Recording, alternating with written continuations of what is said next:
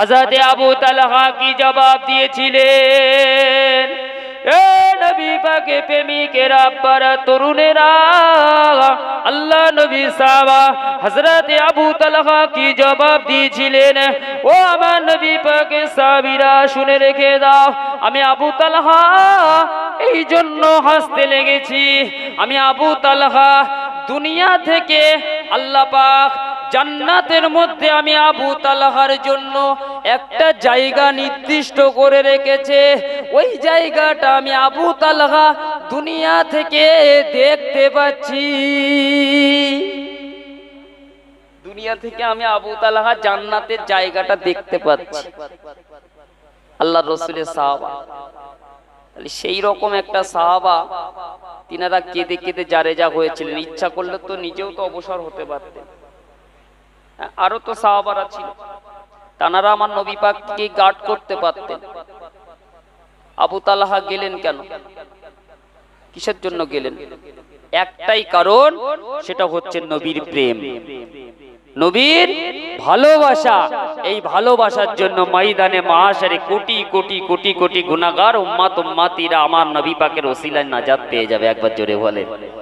আজকে আমরা গুনাহগার, সিয়াকার, খাতাকার, পতকার, আমরা নাফরমানি করছি, ওয়াহিয়াতি করছি, গালিস করছি, নোংরামি করছি, আল্লাহর কে সেজদা করছি না। তবে ময়দানে মাহশারের দিনে আল্লাহ যদি একটুকুনি ইচ্ছা করেন, আমার হাবিবের খাতিরেও আপনাকে নাজাত দিয়ে দেবে। একবার জোরে বলেন। আমরা সেই জায়গাটা ঠিক রাখতে পারছি না। আসেন মুসলমান ঘরের ছেলে মেয়েরা, আব্বারা, তরুণেরা, মানুষের জন্য আল্লাহ পাক তামাম উম্মত উম্মতিদের জন্য, এই উম্মতে মুহাম্মাদীদের জন্য আল্লাহ পাক কিছু অফার দিয়েছেন। মুসলিম শরীফের রিওয়ায়েতে সিয়াসিত্তার মধ্যে পাওয়া যায়। মুসলিম শরীফের একটা হাদিসের মধ্যে এসেছে, আল্লাহ নবী বলে দেন, রাদিতু বিল্লাহি রাব্বান ওয়া বিল ইসলামি দীনান ওয়া বি মুহাম্মাদিন রাসূলান। জোরে বলুন সুবহানাল্লাহ।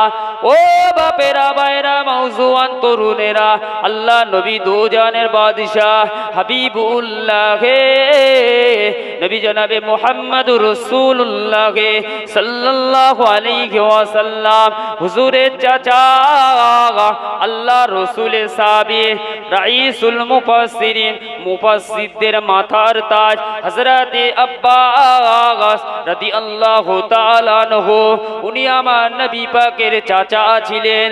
ওই হযরত আব্বাস রাদিয়াল্লাহু তাআলা আনহু থেকে মুসলিম শরীফের হাদিসের মধ্যে এসেছে, আল্লাহ নবী বলে দেন, তিনটে জিনিস যে ব্যক্তির মধ্যে থাকবে, ওই ব্যক্তিটার জন্য ময়দানে মাহশারে আমি নবী, আমি তার জন্য সুপারিশের কান্ডারি হয়ে যাব।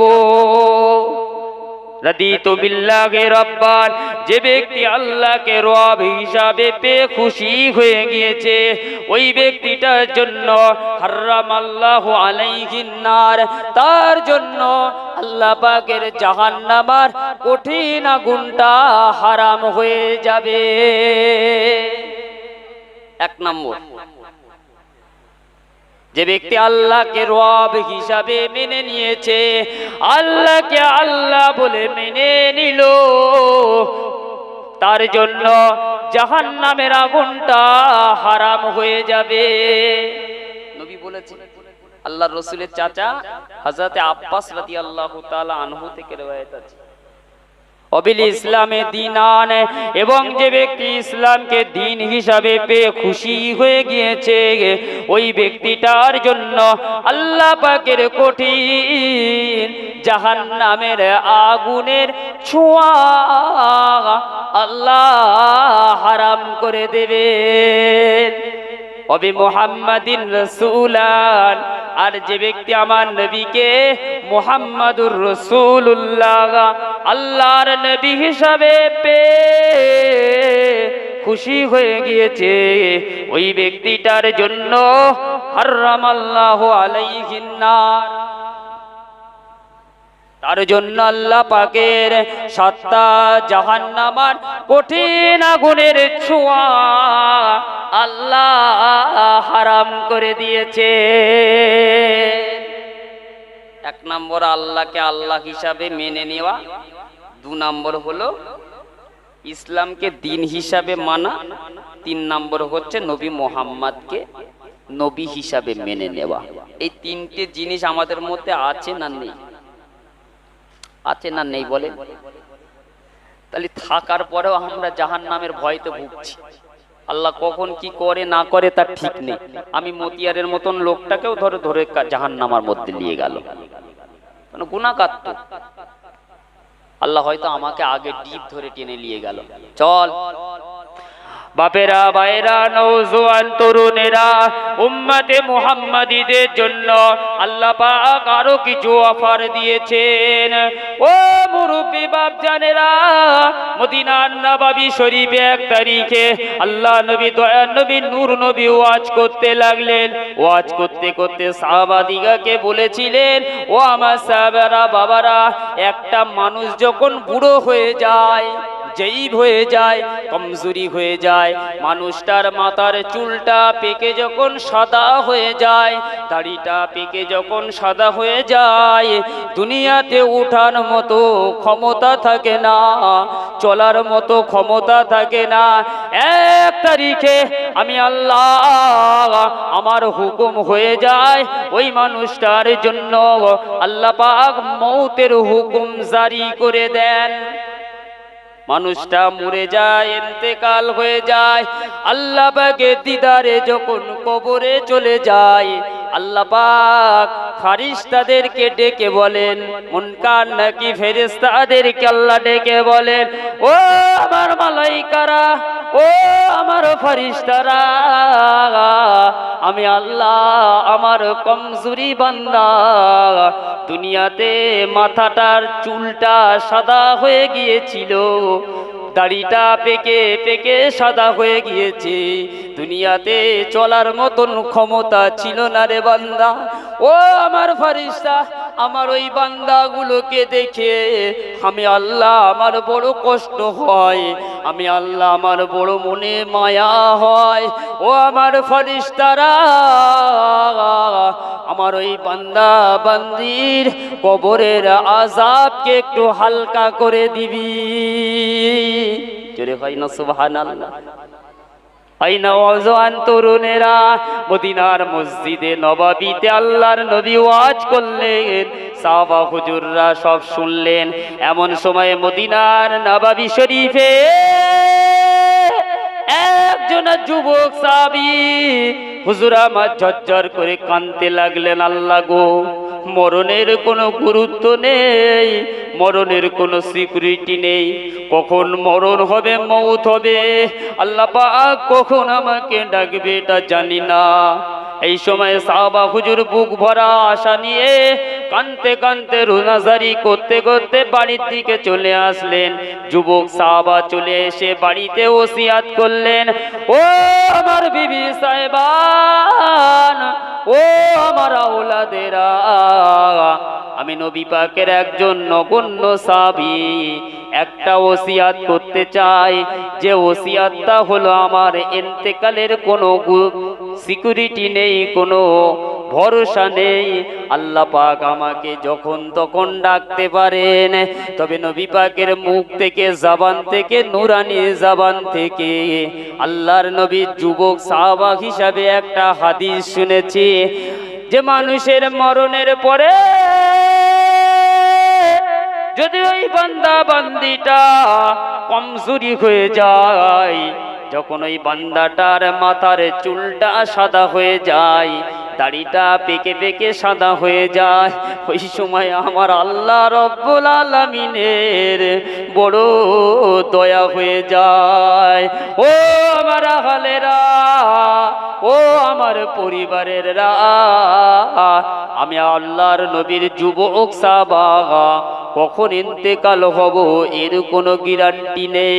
তবে তোমাদের কাছে একটা আমি ওসিয়াত করতে চাই, ও বাবা ছেলেরা, ও আমার বিবি সাহেবান, শোনো, যখন আমাকে আল্লাহ পাক মউত দিয়ে দেবেন, আল্লাহ পাক যখন আমাকে ডেকে নেবেন, আমার মউতের পরে, আমার ইন্তেকালের পরে আমার মাথাতে একটু আটা মিশিয়ে দেবে, একটু আটা মাখিয়ে দেবে। পরিবারের লোকেরা জিজ্ঞাসা করতে লাগলো, ও আল্লাহর নবী, সাহাবী কি বলছেন? ও আমার স্বামী, কি এমন কথা বলছেন? আল্লাহ নবী যুবক সাহাবীটা কি জবাব দিয়েছিলেন? ও আমার বিবি সাহেবান, শোনো, আল্লাহ পাক আমাকে এই আটা মাখানো দেখিয়ে হয়তো আমাকে কবরের আযাব থেকে, আযাবুল কবর থেকে আল্লাহ নাজাত দিয়ে দেবে। জোরে হবে না সুবহানাল্লাহ? ও বাজানেরা, তাহলে বলে সাহাবা হুজুর রাজিনাকে আমার নবী পাককে চামড়া চোখে দেখেছিলেন, ইমানের নূরের কলমা পড়েছিলেন, মুসলমান হয়ে গিয়েছিলেন। তারপরেও আমার নবী দুনিয়াতে জিনাদের জান্নাতে সার্টিফিকেট দিয়েছেন। মরণের এমন ভয়, মরণের এমন ডর তাদের মনের ভিতরে পয়দা হয়ে গিয়েছিল, দুনিয়ার আর অন্য কোন মানুষ আর এমন সাহাবাদের মতো হতে পারবে না।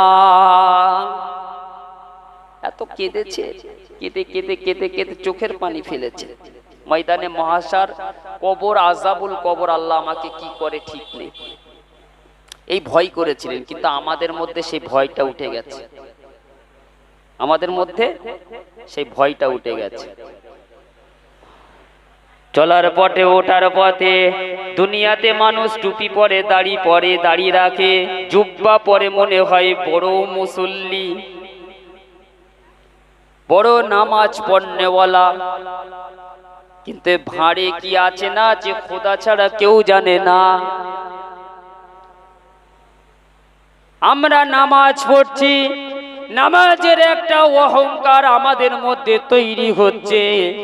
যারা নামাজ পড়ছি, নামাজি নামাজি নামাজি নামাজি, এক মাস রোজা রেখে রোজাদার রোজাদার বলে গর্ব করছে। ও নওজোয়ান তরুণেরা, বাপেরা, ভাইরা, শুনে রেখে দাও, আল্লাহ পাক ময়দানে মাশারে যদি ওই আমলনামাটা ফিরিয়ে দেন, জাহান্নামী হয়ে যাব, বরাবর হয়ে যাব, আল্লাহর কঠিন আযাবী হয়ে যাব। মদিনার মসজিদে নববীতে একটা লোক রোজ রোজ নামাজ পড়ে, রাসূলের জামানা একটা লোক রোজ নামাজ পড়ে। এক তারিখে আল্লাহ নবী সাহাবারা, গুটি কতক সাহাবা আমার নবী পাককে সে খুশখবরি দিতে লাগলেন, ইয়া রাসূলুল্লাহ, ইয়া হাবিবাল্লাহ, মদিনায় একটা লোক আছে, মদিনায় একটা লোক আছে, যে লোকটা এত সুন্দর নামাজ পড়ে, এত সুন্দর তাসবিহ করে, এত সুন্দর সিজদা দেয়, এত সুন্দর রুকু করে, যে নামাজটা আমরা সাহাবারা কোনোদিন পড়তে পারি না। ও বাপজানেরা, আল্লাহর নবী, দয়ার নবী, নূর নবী, হাবিবুল্লাহ নবী জনাবে মুহাম্মাদুর রাসূলুল্লাহ সাল্লাল্লাহু আলাইহি ওয়াসাল্লাম হুজুর আমার সাহাবীদেরকে বলেছিলেন, বাবা সাহাবারা, ওই লোকটাকে কি আমার কাছে একটু দেখা করতে বলতে পারবে? এই কথা বলতে বলতে সাহাবা হুজুররা দাঁড়িয়ে আছেন, আমার নবী পাক দাঁড়িয়ে আছেন। এমন সময় লোকটা টুকটুক করে হেঁটে হেঁটে মদিনার নববী শরীফের দিকে আসতে লাগলেন। আল্লাহ নবী সাহাবারা বললেন, ইয়া রাসূলুল্লাহ, ইয়া হাবিবাল্লাহ, হুজুর ওই যে লোকটা আসছে। আল্লাহ নবী সাহাবা হুজুরকে বললেন, লোকটাকে ডাকো, বাবা এদিকে এসো। আল্লাহ নবীর সামনে এসে লোকটা দাঁড়িয়ে গেলেন। নবী আমার লোকটার আপাত মস্তকটা একবার দেখলেন, একবার দেখলেন, শুধু কি ব্যাপার, শুধু আপাত আর মস্তক দেখলেন একবার। লোকটাকে দুটো প্রশ্ন করেছিলেন, বাবা তুমি কি মনে করো পৃথিবীতে যত মানুষ আছে এই মানুষের মধ্যে আমার মতন নামাজি, আমার মতন ইবাদত করনেওয়ালা বান্দা আর পৃথিবীতে নাই। বেহুদা ওই লোকটা দাঁড়িয়ে আমার নবী পাকের সামনে বলেছিলেন, ইয়া রাসূলুল্লাহ, হাবিবাল্লাহ, জি হুজুর, আমি এটাই মনে করি আমার মতন এমন নামাজ পড়া মতন লোক আর এই দুনিয়াতে একটাও নাই। যেটা বলবেন না নাউজুবিল্লাহ। আল্লাহর নবীর চেহারাটা, হুজুরের চেহারাটা লাল হয়ে গেল, গোটা শরীরটা লাল হয়ে গেল। ও বাপজানেরা, নবী আমার আবার একটা প্রশ্ন করলেন, বাবা তুমি কি মনে করো পৃথিবীতে যত মানুষ আছে তার মধ্যে সবথেকে উত্তম ব্যক্তি আমি? লোকটা ওইখানে দাঁড়িয়ে দাঁড়িয়ে বলেছিল, ইয়া রাসূলুল্লাহ, জি হুজুর, আমার মতন আর শ্রেষ্ঠ ব্যক্তি পৃথিবীতে নেই। ও বাপজানেরা, আমার নবী পাকের চেহারাটা পুরো লাল হয়ে গেল। এই কথা বলতে বলতে লোকটা মদিনার নববী শরীফের মধ্যে ঢুকে পড়লেন। আল্লাহর নবী সাহাবাদেরকে ডাকলেন, হযরতে আবু বকরকে ডাকলেন, সিদ্দিক আকবর, আমার নবী পাকের প্রথম সাহাবী হযরতে আবু বকরকে ডেকে বলেছিলেন, ও বাবা আবু বকর, আমি রাসূলুল্লাহ তোমাকে বলে দিচ্ছি, ওই লোকটাকে কি এই অবস্থাতে এখনই কি কতল করতে পারবে? সিদ্দিক আকবর বলেছিলেন, জি ইয়া রাসূলুল্লাহ, হাবিবাল্লাহ, জি হুজুর, আমি আবু বকর ওই লোকটাকে মেরে দেব। যাও বাবা, চলে যাও। সিদ্দিক আকবর মদিনার নববী শরীফে গেলেন, গিয়ে আল্লাহর নবী সাহাবা হযরতে আবু বকর ফিরে চলে এলেন। নবী আমার জিজ্ঞাসা করলেন, বাবা আবু বকর, মেরেছো নাকি? না হুজুর, আমি মারতে পারিনি। কি কারণে বাবা? ইয়া রাসূলুল্লাহ, ইয়া হাবিবাল্লাহ, লোকটারে এত সুন্দর নামাজ পড়ার কায়দা, এত সুন্দর করে নামাজ পড়ছে, এত সুন্দর করে রুকু করছে, এত সুন্দর করে সিজদা দিচ্ছে, আমি আবু বকর আমার মনে মায়া হলো, এই জন্য আমি ফিরে চলে এসেছি। খাত্তাবের বেটা ওমরকে ডাকলেন, বাবা ওমর। জি ইয়া রাসূলুল্লাহ, হাবিবাল্লাহ। বলে, বাবা তুমি কি পারবে? বলে, হুজুর, আমি খাত্তাবের বেটা ওমর, আমার কাছ থেকে কেউ রেহাই পায় না। আমি যে রাস্তা দিয়ে যাই 40 দিন পর্যন্ত ইবলিস শয়তানের যাওয়া আসাটা বন্ধ হয়ে যায়। জোরে বলবেন না। আমি খাত্তাবের বেটা ওমর, লোকটাকে মেরেই ছাড়বো। বাবা ওমর, যাও, চলে যাও, এই অবস্থায় গিয়ে ওকে কতল করে দাও। হযরতে ওমর ফারুক রাদিয়াল্লাহু তাআলা আনহু হুজুর আমার চলে গেলেন মদিনার নববী শরীফে, আবার ফিরে চলে এলেন। কি ব্যাপার? ওমরের খাত্তাবের বেটা ওমর, ও আমার সাহাবী ওমর, লোকটাকে কি মেরেছো? বলে, হুজুর, এত দীর্ঘ সময় ধরে সিজদা করছে, দীর্ঘ সময় ধরে রুকু করছে, দীর্ঘ সময় ধরে কিরাত পড়ছে, লম্বা কিয়ামে দাঁড়িয়ে আছে। ইয়া রাসূলুল্লাহ, ইয়া হাবিবাল্লাহ, হুজুর, আমি ওমর ফিরে চলে এসেছি। হযরতে আলীকে ডাকলেন, বাবা আলী। লব্বাইকা ইয়া রাসূলুল্লাহ। বলে, বাবা আলী তুমি কি পারবে? বলে, হুজুর, আমি মেরেই ছাড়বো, যেহেতু নবীর অর্ডার হয়েছে, এই জন্য আমি কি কারণে মারতে হবে জানি না, মেরেই ছাড়বো। বলে, যাও আলী, চলে যাও। হযরতে আলী কারামুল্লাহ ওয়াজহু রাদিয়াল্লাহু তাআলা আনহু হুজুর আমার মদিনার নববী শরীফে গেলেন। গিয়ে দেখছেন কিনা ওই মানুষটা মদিনার নববী শরীফে আর নাই। কি বলছে? চলে গেছে। আল্লাহ নবী সাহাবাকে ডাকলেন, আলীকে ডাকলেন, বাবা আলী কি ব্যাপার, মেরেছো নাকি? বলে হুজুর দুর্ভাগ্যের বিষয়, সে তো আমি মারবো বলে একদম পাকা নিয়ত করেছিলাম, কিন্তু গিয়ে দেখছি হুজুর ওর মধ্যে আর নেই। আল্লাহর নবী বলেছিলেন, ও আমার সাহাবা, ও হযরতে আবু বকর, ও হযরতে উমর, ও হযরতে আলী, শুনে রেখে দাও, আমি নবী গায়েবী খবরটা পর্যন্ত জানি, আল্লাহর হুকুম পর্যন্ত জানি। আল্লাহ পাক, আমি নবী আমাকে যেটা দেখার, আমি নবী সেটাই দেখতে পাই। জোরে বলুন সুবহানাল্লাহ।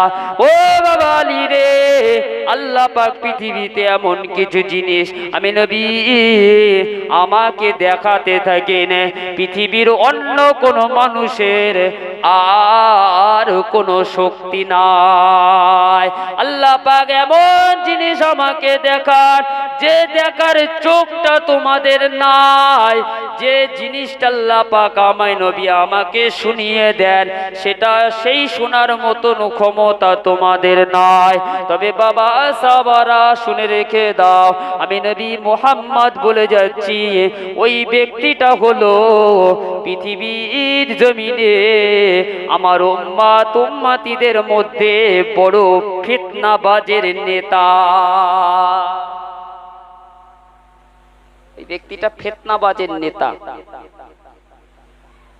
ও আমার সাহাবারা, আজকে দিনে যদি ওই লোকটাকে কতল করে দিতে পারতে, আমি নবী মুহাম্মদ বলে যাচ্ছি, আখিরি জামানায় আমার উম্মত উম্মতিরা ফিতনার হাত থেকে রেহাই পেয়ে যেত। আজকে দিনে যখন বেঁচে ফিরে গেছে, আমার উম্মত উম্মতিরা ফিতনার মধ্যে হাবুডুবু খাবে। ফিতনা, এই ফিতনা আমাদেরকে গ্রাস করছে। মুসলমান ঘরের ছেলে মেয়েরা, আব্বারা, তরুণেরা, আজকে যুবক ছেলেরা বেরিয়েছে। এই যুবক ছেলেরা নেটে নেটে নেটে ইউটিউবে, মোবাইলে, ফেসবুকে কিছু আপনার ভণ্ড বেহায়া বক্তাদের ওয়াজ শোনে। এই ভণ্ড বেহায়া বক্তাগুলো ঈমান শেষ করার চক্রান্ত করছে। কেন জানেন না যে পৃথিবীতে এক শ্রেণীর মানুষ আপনার আমার ঈমানটাকে লুটে লুটে খাবে, সেটা হলো ওই প্যান্ট শার্ট পরা লোকের দ্বারাই নয়, আমার মতন এই জুব্বা পরা, দাড়ি রাখা এমন লোকের দ্বারাই এই পৃথিবীর মানুষের ফিতনার মধ্যে গ্রাস করবে। কথা ঠিক কিনা ভুল? ওয়াজ শুধু শুনলে হবে না, ওয়াজের মধ্যে কিছু কোয়ালিটি আছে, এই কোয়ালিটি গুলো যদি না মানা যায় জাহান্নামী হয়ে যাবেন, বরাবর হয়ে যাবেন। কথাটা আমার কথা নয়, নবী পাকের কথা। আমার নবী বলেছেন আখিরি জামানায় ৭৩টা দল হবে। এই ৭৩টা দলের মধ্যে আমি নবী জাবানে বলে গেলাম, একটা দল হবে, সেই দলটা হলো জান্নাতি দল। আর ৭২টা দল হবে, এরা সবাই হলো জাহান্নামী। ও বাপজানেরা, এইবারে আপনারা বলেন, তাবলীগ জামাতেরা বলছে আমরা জান্নাতি, আমরা জান্নাতে যাব। ফুরফুরা সিলসিলার মানুষেরা বলছে আমরা জান্নাতে যাব। মাঝহান্ডারিরা বলছে আমরা জান্নাতে যাব। শিয়ারা বলছে আমরা জান্নাতে যাব। ও বাপজানেরা, এমনি করে ৭২টা দল হবে। জিনারা বলতে লাগবেন আমরা জান্নাতে যাব। জাহান্নামে তারা কারা যাবে? নবী বলছেন একটা দল জান্নাতি হবে, সেই দলটা হলো হিজবুল্লাহ। হাদিসের ভাষায় হলো আহলে সুন্নাতুল জামাত। এই জন্য বলে দিলাম, বিদেশি বক্তাদের ওয়াজ শুনো না, ইমানটা চষে বরবার করে ফেলবে। তোমার বাপ, তোমার দাদা, তার দাদা, তার দাদা, তার দাদা, তার দাদা পৃথিবী থেকে চলে গেছে একটা অনুসরণ করে।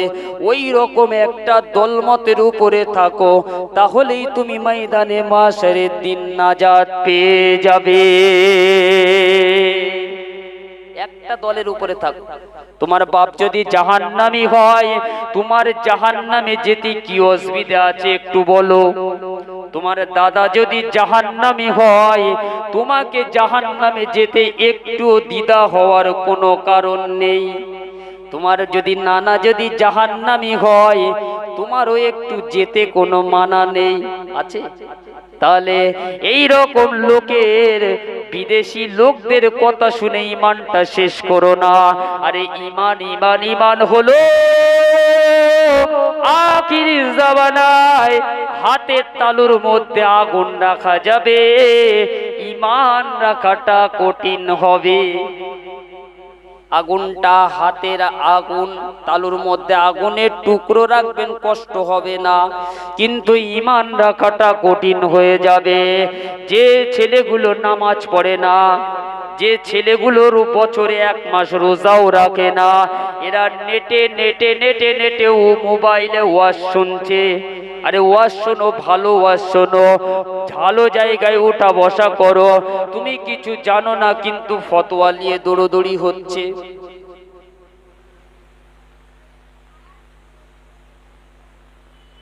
সব জেনে গেছে ওরা। 17 বছর মাদ্রাসায় ঘষে ঘষে ঘষে ঘষে পাচায় চেমড়ে পড়ে গেল। আর এরা সব জেনে গেছে, জানেন তো? এরা আখিরি জামানায় এরা জেনে গেছে সব। মোবাইল চালিয়ে দেবে, অমুক হুজুর ওই বলেছে, তমুক হুজুর ওই বলেছে, লাভ হয়ে গেল।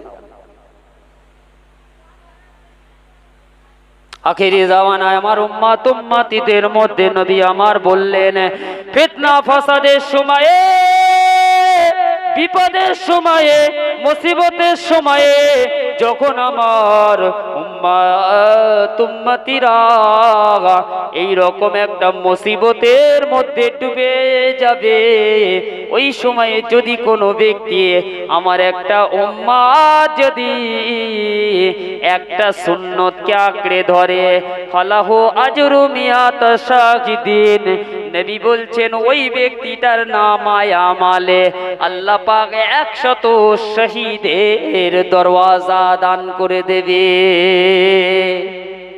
একটা সুন্নতকে মহব্বত করতে হবে, নবীর তাবেদারি করতে হবে, নবীর উপরে বিশ্বাস রাখতে হবে, নবীর প্রতি দরুদ পড়তে হবে, নবীর সুন্নতের তাবেদারি করতে হবে, তবেই নাজাত পাওয়া যাবে। কারণ নবীদের নবী আমার আপনার নবী, দয়ার নবী, নূর নবীকে আল্লাহ করেছিলেন। তাহলে এই নবীকে মানতে হবে। একটাই রাস্তা, আর অন্য কোনো রাস্তা নেই। আর ফতোয়া ঘরে ঘরে তৈরি হচ্ছে, সেই ফতোয়াগুলোকে বাদ দিতে হবে, তাহলে বাঁচা যাবে। আগের লোকেরা বেশি কিছু জানতো না বাপ, কিন্তু এদের ঈমানটা ছিল পাকা। বেশি কিছু জানতো না। আল্লাহ পাক কবরে আসার পরে বান্দাদের উপরে দয়া হয়ে যাবে। জয়ীফ বান্দা, কমজোরি বান্দা কিছু জানে না, নিজে যেটা জেনেছে সেইটা পড়েছে। কোরআনের আয়াতটা ঠিক মতো পড়তে জানে না, নিজে যেটা জেনেছে সেইটা পড়েছে। আচ্ছা বলেন তো দেখি, মাফ করার মতন মালিক কে? আল্লাহ। একটু জোরে বলেন। আল্লাহ যদি আপনাকে মাফ করে দেয়, কারুর পৃথিবীতে আসমান জমিনের মধ্যে আর অন্য কোন লোকের ক্ষমতা আছে আপনার ওই জায়গা থেকে নাড়াবে? আল্লাহ ইচ্ছা করলে মাফও করে দিতে পারে, আবার ইচ্ছা করলে আল্লাহ জাহান্নামী করে দিতে পারে। এ নওজোয়ানেরা, তরুণেরা, বাপেরা শোনো, যদি তুমি যেটা জানো সেইটা যদি আমল করো, ঠিক হোক ভুল হোক, ঠিক হোক ভুল হোক, আল্লাহর কাছে মাপ চেয়ে নাও, আল্লাহ রব্বুল আলামিন তোমাকে মাফ করে দেবে।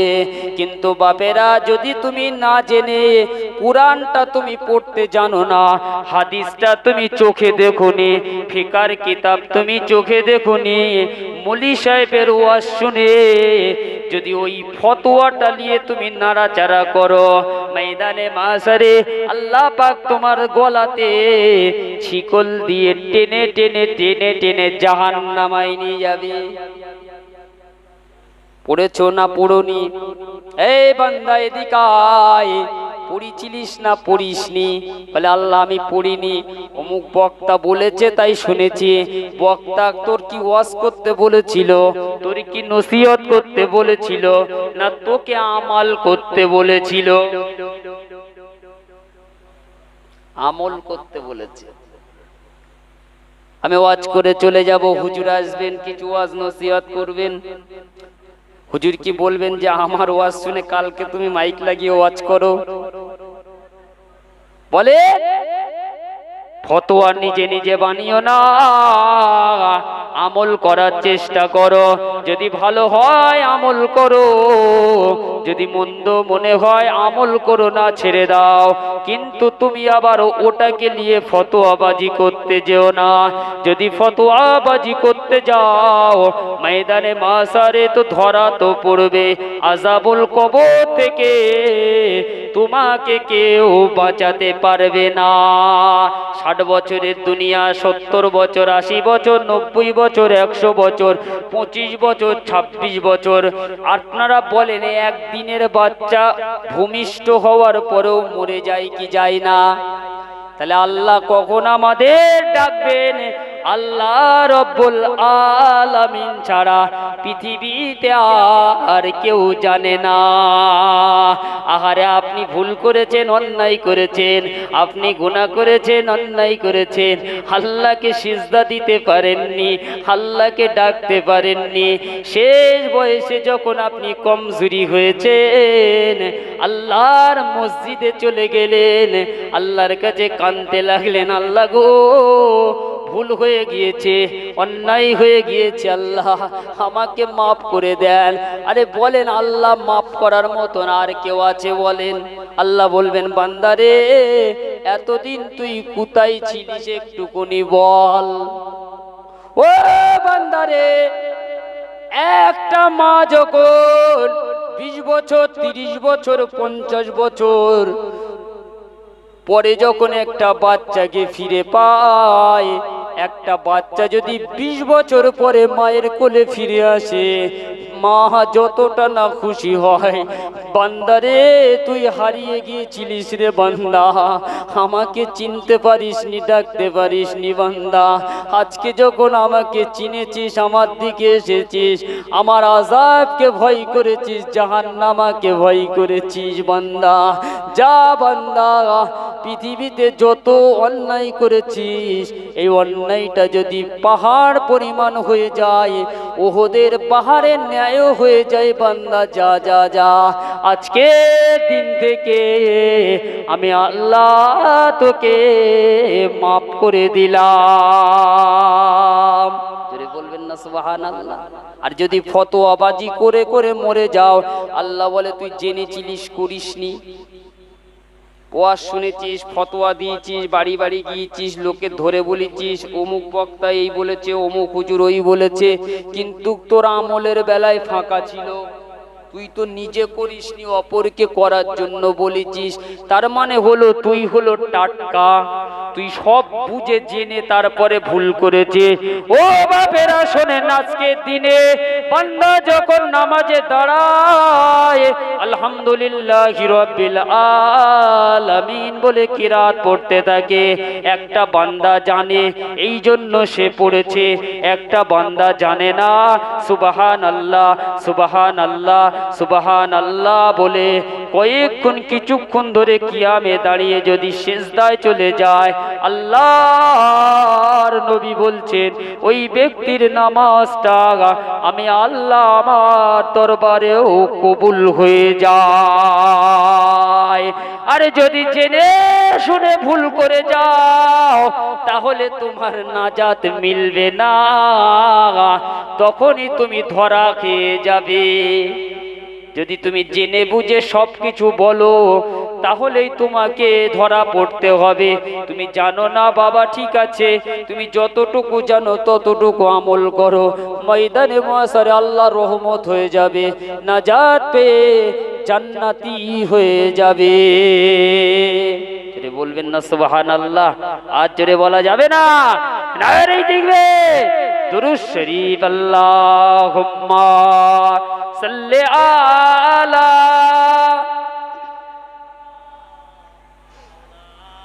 মাওলানা মুহাম্মদ ওয়া আলা আলি।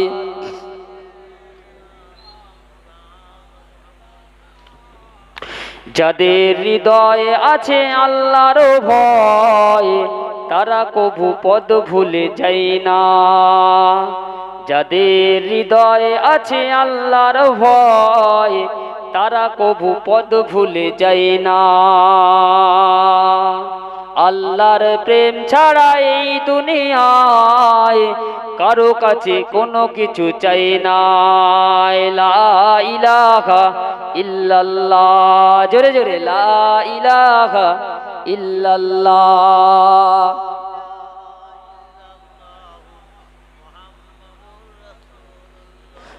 কলমায়ে লা ইলাহা ইল্লাল্লাহ, লা ইলাহা ইল্লাল্লাহ, লা ইলাহা ইল্লাল্লাহ মুহাম্মাদুর রাসূলুল্লাহ। আমার বাপ জানেরা, মুরব্বীরা, সংক্ষেপ করছি কারণ হুজুর আসবেন। আজকে টাইমটা বলাও হয়েছিল, খুব তাড়াতাড়ি ছেড়ে দেওয়া হবে আপনাদের, কারণ দোয়ার মজলিস। আজকে হুজুরের অন্য জায়গায় মাহফিল আছে, শেষে হুজুর আসবেন, অল্প কিছুক্ষণ আলোচনা, খুব বেশ রাত্রি হবে না। আমি গুনাহগার এসেছি, তার কারণ কি জানেন? কিছু লোকের মনে প্রশ্ন আছে, রোজ রোজ ঘোড়ার টিম প্রত্যেক বছরে এক বক্তা কি করতে আসে, প্রতি বছরে মতি আর কি করতে থাকে, এমন প্রশ্ন মানুষের মধ্যে আছে। আরে হুজুর পর্যন্ত পাল্টে দিচ্ছে, তা আমি তো কে? আমার কথা বুঝতে পারছেন না? এই ছেলেগুলো না আমাকে বক্তা হিসেবে দাওয়াত করে না, কি জানেন তো, আমাকে ভাইয়ের মতো ভালোবাসে। আমি হাজিরাটুকুই এরা খুশি। জোরে বলবেন না সুবহানাল্লাহ?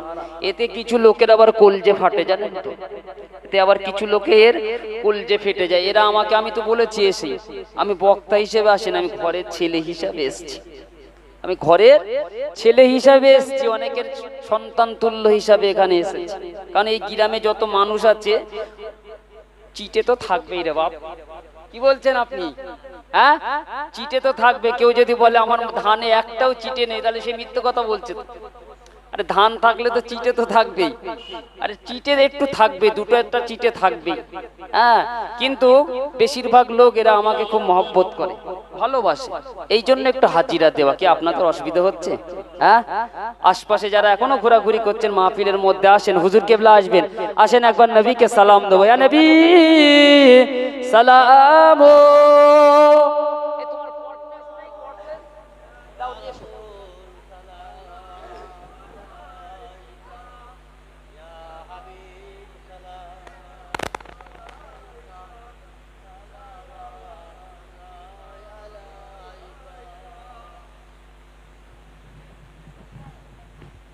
আবার ঠিক করতে করতে হয়ে যাবে রে বাবা, লাইন টাইন দিয়ে রাখুনি, তোমার তো আবার ওই ঠিক করতে করতে তো কিয়ামত হয়ে যাবে রে বাবা। বাপজান, একটা কথা আছে শোনেন, এই গ্রামে ওয়াজ নসিহত আল্লাহ করে হয়, প্রতি বছরই হচ্ছে। একটা জিনিস আপনাদের করা উচিত আছে, সেটা হচ্ছে গ্রামে একটা ছোট করে মক্তব করতে হবে। বুঝতে পারছেন না? একটা মক্তবের প্রয়োজন আছে। আল্লাহ করে গ্রামের ছেলেরা, এই ছেলে ছোট ছোট বাচ্চারা, মেয়েরা যারা গ্রামে পড়াশোনা করে, তাদের জন্য একটা মক্তবের প্রয়োজন আছে। কেন বলেন তো? হ্যাঁ, এই মক্তব থাকলে তারা যদি আরবিতে কিছু না শেখে, কোরআনটা কিছু শেখে, আপনার ঘরের বোন, আপনার ঘরের মেয়ে, আপনার ঘরে দেখা যাচ্ছে বৌমা এসছেও সে ওই রকম পরিবেশ নেই। তো পরিবেশ না থাকলে ওই রকম হয়। ঘরে মাচার উপরে কোরআন শরীফ পড়ে আছে, আল্লাহ লানত হবে, গজব হবে, বুঝতে পারছেন না? এই জন্য বলছি একটা মক্তবের প্রয়োজন আছে, যে মক্তবটা গ্রামে শিক্ষা দিলে আপনার ছেলে শিখতে পারবে, আপনার মেয়ে শিখতে পারবে, তারা নিজের পাক না পাক, না জায়েজ না জায়েজ এগুলো জানতে পারবে, বুঝতে পারছেন না? এগুলো একটু আমাদের জানানোর দরকার আছে। কেননা আমরা যদি এই পরিবেশ তৈরি করি, আমরা যদি পরিবেশ না তৈরি করে রেখে যাই, কবরে চলে যাব, ওরা কিচ্ছু বলতে পারবে না। একটা মৌলী সাহেবের নিয়ে আসবে ভাড়া করে, সে দোয়া করে দিয়ে চলে যাবে।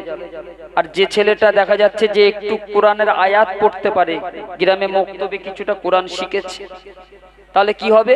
সেই ছেলেটা পড়ে যদি সে তার বাপের জন্য দোয়া করে, আমার মতন মতিয়ারের এনে কোনো লাভ হবে না। দাওয়াতের দরকার নেই রে বাবা। ওই ছেলেটা যা জানে তাই করে যদি বাপের কবরের ধারে গিয়ে দোয়া করে, আল্লাহ পাক তার বাপের কবরে আযাবকে আল্লাহ মাফ করে দেয়। জোরে বলেন।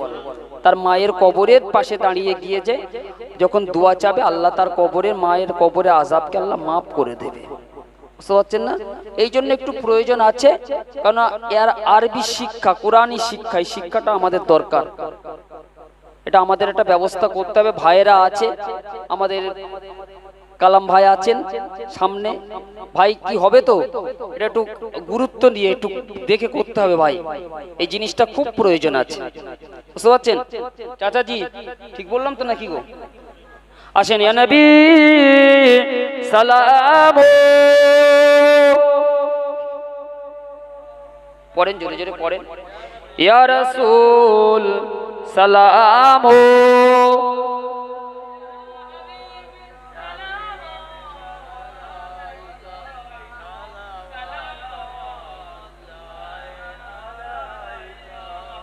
কহিল আল্লাহ আরো বাণী, পোহালো দুঃখে এর রজনী,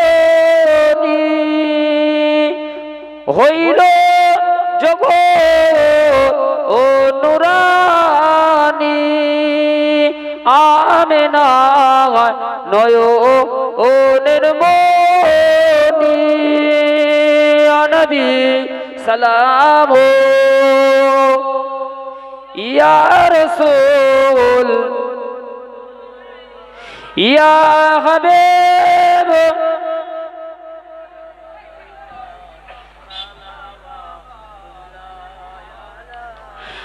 আপনার নাম কুরআনের পাতায়,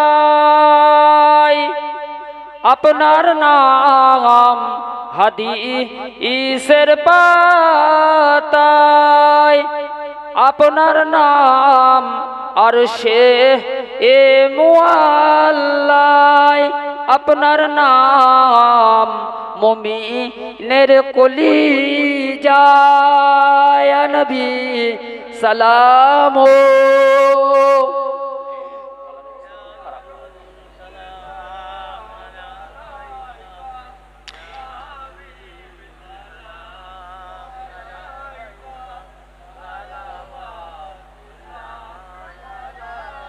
সকলে বসেন ধীরে ধীরে। আর রব্বি সাল্লি ওয়া সাল্লিম দাইমান আবাদা, বালাগাল উলা বিকামালিহি, কাশাবাত তুজা বিজামালিহি, হাসানাতু জামিউ খুসালিহি, আল্লাহুম্মা সাল্লি আলা মাওলানা মুহাম্মাদ ওয়া আলা আলিহি।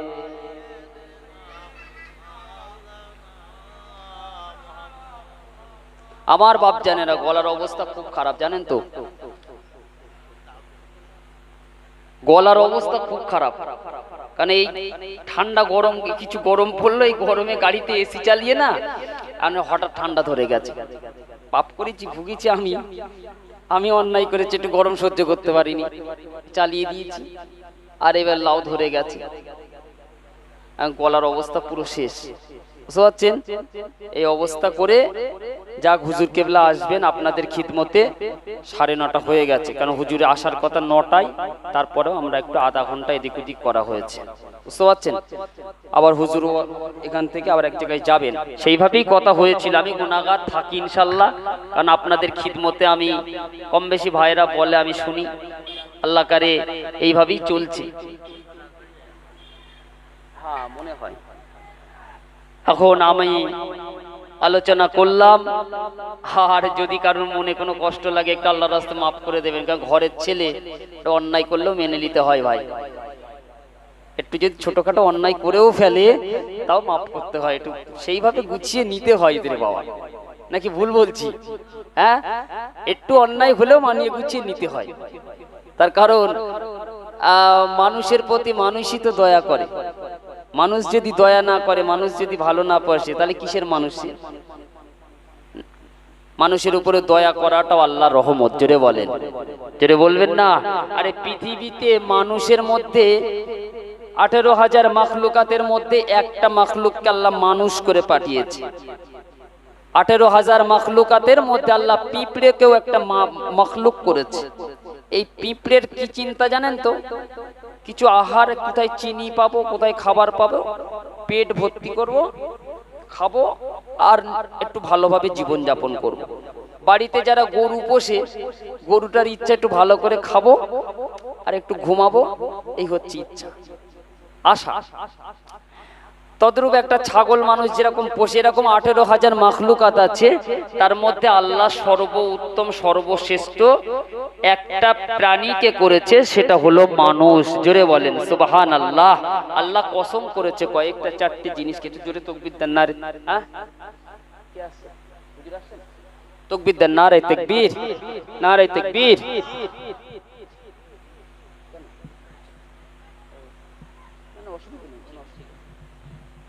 হুজুর আসছেন, কি বলছিলাম?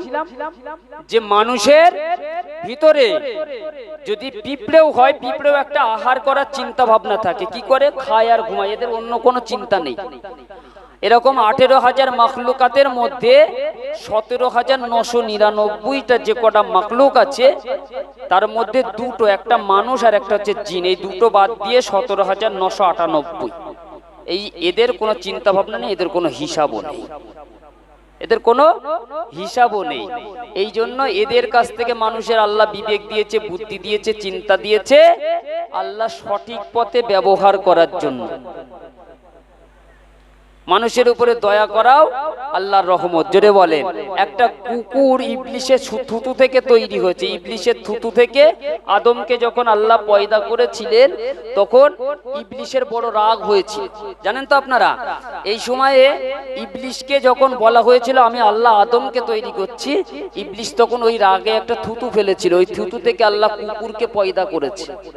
কুকুর, গ্রামে কুকুর। আচ্ছা বলেন, এটা গ্রামে যখন কুকুর বাচ্চা দেয় কটা হয় রে বাবা? কটা হয়? কটা হয়? বছরে কবার দেয় বাচ্চা? আমার জানা নেই, সত্যি কথা বলছি, 2বার হয়। আচ্ছা এই 8টা 10টা করে যদি কুকুরের, 6টা করেই ধরলাম, 6টা করে যদি বাচ্চা হয়, আর গ্রামে যদি 6টা কুকুর থাকে, তাহলে কটা হবে? 6 36টা। বলেন তো দেখি, আনন্দপাড়া গ্রামে যদি 36টা কুকুরের বাচ্চা থেকে যদি পরের বছর আবার কুকুর হয়, তাহলে 36 কত হবে রে বাবা? গ্রামে মানুষের থেকে কুকুরের সংখ্যা বেশি হবে না কম হবে? হ্যাঁ, কিন্তু এটা যায় কোথায়? পাঁচে না। হারাম জিনিসের বরকত কম, হারাম জিনিসের বরকত কম। আপনারা বলেন তো দেখি, গ্রামে তো গরু মানুষ পোষে, গ্রামে গরু পোষে, একটা লোক একটা করে গরু পোষে। আচ্ছা বলেন, কত গরু জবাই হচ্ছে? ইচ্ছা হলেই খেতে পাচ্ছেন, তাই তো নাকি? হ্যাঁ, কোরবানির সময় যখন ছাগল জবাই হয়, বা ওই খোসদেলপুরে চলে যান, গিয়ে কত ছাগলের গোশ আপনি নেবেন। তো মানুষ তো 1টা 2টো করে হচ্ছে, সব বাড়িতে ছাগল নেই, আর যে কটা আছে তার ভিতরে আল্লাহ এত বরকত দিচ্ছে, মোটামুটি আপনি খেয়ে শেষ করতে পারছেন না। কুকুরের গোশত মানুষ খায় না, কিন্তু ও তো ছয়ও না, জবাইও হয় না। তাহলে এ তো কমার কথা নেই রে বাবা, বাড়ার কথা গো। বাড়ে না কেন? হারাম জিনিসের বরকত কম আছে, এই জন্য আল্লাহ হালাল মালে বরকত দেন। হারামের বাতি ঢপ করে জ্বলে উঠবে, ঢপ করে নিভে যাবে, কিন্তু হালাল আস্তে আস্তে সময় লাগবে, টিম টিম টিম টিম করে চলবে, কিন্তু নিভবে না। জোরে বলবেন না, জোরে বলবেন না সুবহানাল্লাহ। আরে আমরা যে কটা মানুষ আছে, আমরা একবারও তো চিন্তা করি যে হালাল মাল খাই? প্রত্যেক মানুষের একটা চিন্তা ভাবনা থাকে তো। আচ্ছা আপনি বলেন, আপনার ছেলে, আপনার মেয়ে, আপনার বিবি, আপনার বাচ্চা, আপনি কি মনে করছেন যে আমি ওদেরকে চুরি করে এনে খাওয়াবো? চুরি করে এনে খাওয়াই কেউ? বলেন কেউ গুন্ডামি মস্তানি করে ইচ্ছা করে তাকে এনে খাওয়াবে, এরকম কোন মানসিকতা বেশিরভাগ মানুষের আছে? নেই। মেহনত করে খাটনির পয়সা দিয়ে হালাল রুচিটা তাদের মুখের জানে ধরা যায়, সেই চিন্তা ভাবনা আমাদের আছে না নেই? এইরকম আমাদের একটা আইডিওলজির মধ্যে কাজ করি, কিন্তু তাও দেখা যাচ্ছে মানুষ হারামের মধ্যে ডুবে যাচ্ছে। ওই হারাম এমন একটা জিনিস, তোমার বিবিকে খাওয়াবে, তোমার ছেলে মেয়েকে খাওয়াবে, ও আস্তে আস্তে হারামই পয়দা হয়ে যাবে, কোনো কাজে লাগবে না, কোনো কাজে লাভ হবে না। তোমার হালাল মাল থেকে যেটা তৈরি করবে, কিয়ামতের দিন ওইটাই নাজাতের ওসিলা হয়ে যাবে। একবার জোরে বলেন, জোরে বলবেন না সুবহানাল্লাহ। একজন সাহাবা আল্লাহ নবীকে খুব ভালোবাসেন, মহব্বত করেন, প্যার করেন। এক তারিখে মদিনা নববী শরীফে সাহাবা হুজুরটা এসে ঝরঝর করে কাঁদতে লাগলেন। আল্লাহ নবীকে সে সালাম খানা দিলেন, আসসালামু আলাইকা ইয়া রাসূলুল্লাহ হাবিবাল্লাহ। আল্লাহ নবী সালামের জবাবটা দিয়ে দিলেন। সাহাবা হুজুরের মুখের দিকে তাকিয়ে দেখে হুজুর আমার ঝরঝর করে কাঁদছে। নবী আমার সাহাবাকে জিজ্ঞাসা করলেন, বাবা সাহাবী রে, কি হয়েছে বাবা? ওই সাহাবাটা ওই সময়ে জবাব দিয়েছিলেন, ইয়া রাসূলুল্লাহ হাবিবাল্লাহ, হুজুর আমি আপনার গরীব সাহাবা, আপনাকে বড় মহব্বত করি হুজুর, আপনাকে বড় প্যার করি, আপনাকে বড় ভালোবাসি, কিন্তু আমি যখন বাড়িতে চলে যাই ওই সময়ে আপনার কথা আমার আর মনে পড়ে না। মদিনার নববী শরীফে আসি, আপনার চাঁদ মুখখানা দেখি, ওই সময় আমি আমার বাড়ির কথা ভুলে যাই, বিবি বাচ্চার কথা ভুলে যাই, সংসারের কথা ভুলে যাই, বাপ মায়ের কথা ভুলে যাই। কিন্তু যখন মদিনার নববী শরীফে আসি, আপনার চাঁদ মুখখানা দেখি, বাপ মা ছেলে মেয়ে সংসারের কথা ভুলে গিয়ে আপনার প্রেমে মশগুল হয়ে যায়। ইয়া রাসূলুল্লাহ, ইয়া হাবিবাল্লাহ, যখন আমি বাড়ি চলে যাই ওই সময় আমার বাপ মায়ের প্রেমে পড়ে যায়, সংসারের প্রেমে পড়ে যায়, বাপ মায়ের মহব্বতে পড়ে যায়, বিবি বাচ্চার মহব্বতে পড়ে যায়। পড়ে যাওয়ার সঙ্গে সঙ্গে আপনার কথা আমার আর মনে পড়ে না। হুজুর আমি যেন বড় ভুল করে ফেলেছি, বড় অন্যায় করে ফেলেছি, বড় অপরাধ করে ফেলেছি, আমি মনে হয় মুনাফিক হয়ে গিয়েছি। কেন? মুনাফিকের আলামত হলো চারটি। এক নম্বর হলো মুনাফিক যখন ওয়াদা করে ওয়াদাটা ভঙ্গ করে। দু নম্বর মুনাফিক যখন কোনো মানুষের সঙ্গে কথা কাটাকাটি হয় ওর মুখ দিয়ে শুধু গালাগালি বেরোয়। তিন নম্বর মুনাফিকের আলামত হচ্ছে ঝরঝর করে মিথ্যা কথা বলা। আর মুনাফিকের আর একটা আলামত হচ্ছে আমানতের মালকে খিয়ানত করা। এই চারটে লক্ষণ যে ব্যক্তির মধ্যে থাকবে ওই ব্যক্তিটা হচ্ছে মুনাফিক। আচ্ছা বলেন সাহাবা হুজুরটার মধ্যে মুনাফিকের কোনো আলামত আছে নাকি? তথাপিও নবীকে বলতে লাগলেন, ইয়া রাসূলুল্লাহ, ইয়া হাবিবাল্লাহ, হুজুর আমি যেন মুনাফিক হয়ে গিয়েছি। আল্লাহর নবী মুচকে মুচকে হাসলেন, বাবা সাহাবী রে, কেন তুমি মুনাফিক হয়ে গিয়েছো? নবী পাকের সাহাবীটা বলেছিলেন, ইয়া রাসূলুল্লাহ, হাবিবাল্লাহ, হুজুর দু জায়গায় দু রকম হয়ে যায়, এই জন্য মনে হয় আমি মুনাফিক হয়েছি। আল্লাহর নবী ওই সময় জবাব দিয়েছিলেন, বাবা সাহাবী রে, ও বাবা সাহাবী, আমি তোমার নবী বলে গেলাম।